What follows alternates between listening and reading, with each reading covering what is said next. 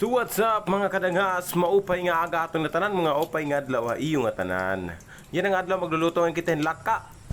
Yan no, nanguha ta sunuran natin ng gaway, dahon ng gaway para may trail, para mas masarap siya pag may dahon ng gaway. Ayan, hindi lang dahon ng gaway, susunod natin pati yung unod ng gaway, butangan natin para mas masarap.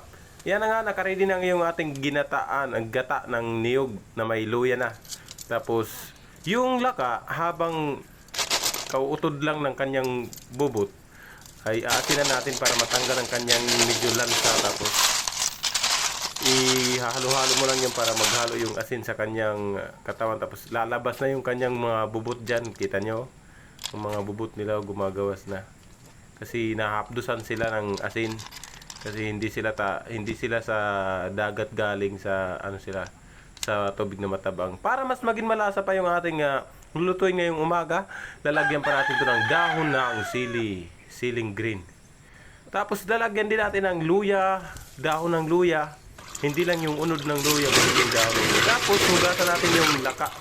Hugasan natin para matanggal ang kanyang lansa. Ayan na nga, parang huhubas na yung gata natin na may gaway na. Lalagay natin ang laka na hinugasan na inasinan na. Yan na nga, di ba? Tapos gagamitan natin ng magic na palayok, no? Yung luwag natin na native, ayan. Binutang na pala namin yung lawas ng gaway. Tapos kamatis, sibuyas kasi medyo paluto na siya. Tapos ukay-ukayin lang natin yan, ukay-ukayin. Ay, may pahabol pa pala yung malunggay natin. Hindi mawawala yung vitamin malunggay.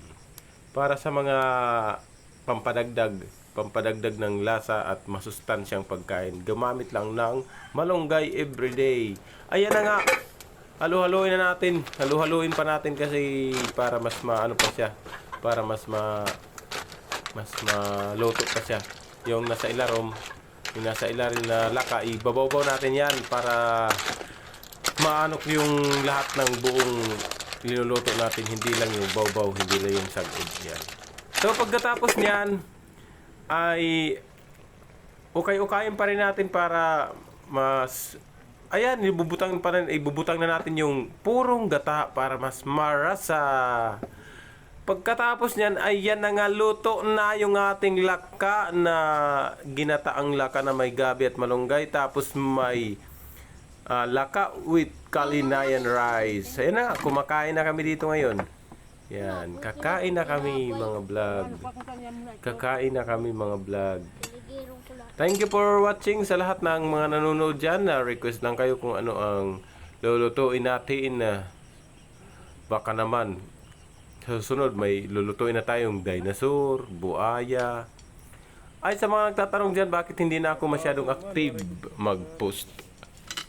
Kasi medyo busy lang kami ngayon, kaya hindi masyadong nakakapag-post ng mga video, yung personal video ko.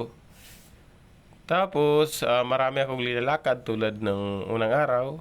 Punta tayo sa Katbalugan. Nagkuha ng mga kung ano-anong mga requirements doon. So, ngayon lang tayo ulit nakapag-post ng video. Buti nga, napag-isipan ko na maggawa ng lulutuin ngayon. Para sa ibang lugar dyan, kung anong tawag dito sa inyo, yung laka. Laka dito sa amin, laka. Sa ibang lugar daw, ang tawag dyan sa kanila ay suso. Pero sa amin, yung laka at suso magkaiba. Yung suso, medyo mapait. Yung laka, hindi. Mas masarap yung laka. Tapos yung suso, medyo brown. At makinis. Ang laka, maitim. At hindi masyadong makinis. So yung mga vlogger siya lahat naton mga topic siya ng adlaw, no? Sunod nga adlaw gihapon abangan niyo ang aton farm tour na ulit doon sa aming bukid. Yung marami bang gulay doon, kung ano ang gugulayan na naman natin. Magugulat kayo sa gugulayan natin ngayon doon. Ngayon, next days kasi may kakaiba kaming gulay doon na hindi alam ng mga tao na pwede palang igulay ang mga ganyang mga gulay. Alam naman nila na pwede yan igulay, pero pwede palang gawin yung lulutuin ko na ganyan. So abang-abangan na. Thank you for watching.